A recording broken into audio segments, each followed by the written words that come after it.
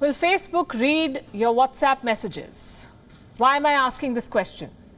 It's because of a pop-up that many of you may have received. Let me show you what the message looked like. Did you get this on your WhatsApp? It says, WhatsApp is updating its terms and privacy policy. And right at the bottom, there is a button to accept the new terms.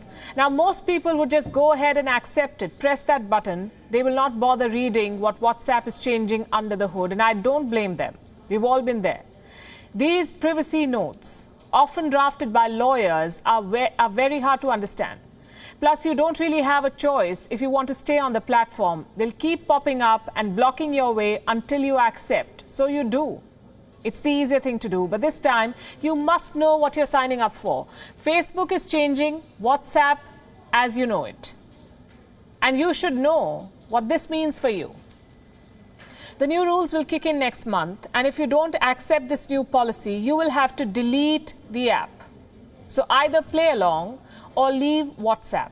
I'm not saying this, WhatsApp is. There's a warning attached right at the bottom of the message.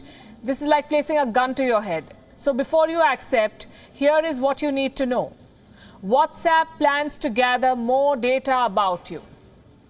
Does that mean reading your messages? Well, not yet. At least they haven't said it. But they've devised other ways to intrude in your life. Let me show you what the new privacy policy will allow Facebook to do. It will be able to gather a lot more information about you, your account information, which in this case means your phone number, your address book information, so all your contacts, your status information. This could be messages like available or busy that go right below your profile. That's your status. All the data on your transactions and payments, that's because this will be linked to their new feature, WhatsApp Payments. So they'll be able to track all your payments, all your transactions, and customer support communications.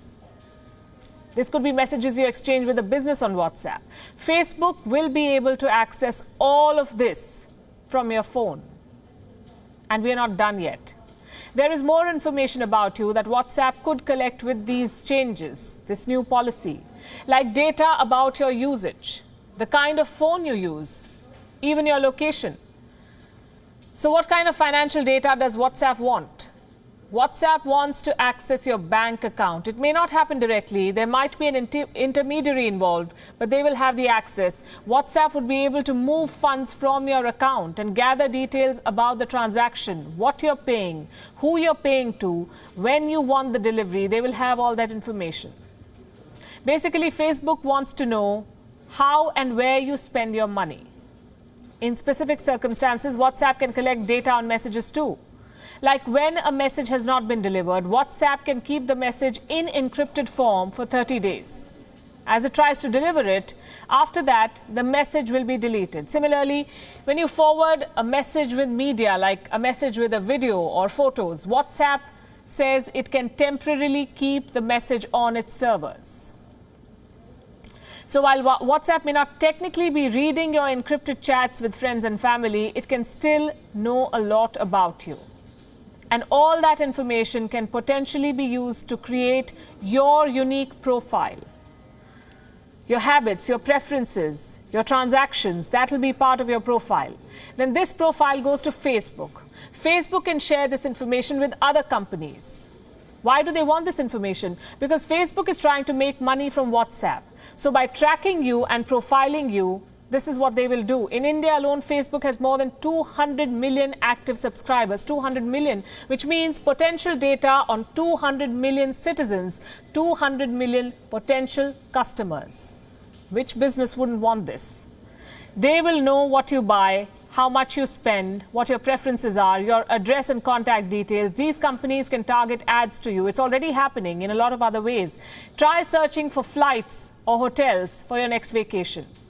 The next thing you know, you will get hotel suggestions, flight options, even ads featuring restaurants where you can eat during your holiday. How does this happen? They're tracking you. What does all of this tell you? Nothing is free in this world. It applies to WhatsApp too. You think it's a free messaging service. It's not. Mark Zuckerberg bought WhatsApp for $19 billion in 2014. 19 billion. Many said he'd spent too much money. But he had a plan.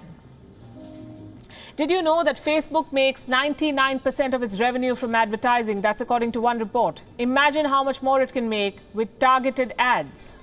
WhatsApp could launch Facebook into e-commerce. 2 years after acquiring WhatsApp, Mark Zuckerberg wanted it to start making money. The founders of WhatsApp disagreed with that plan. They were unhappy with Facebook's business model. They had to leave the company. What is this business model? Advertising. That is Facebook's business model.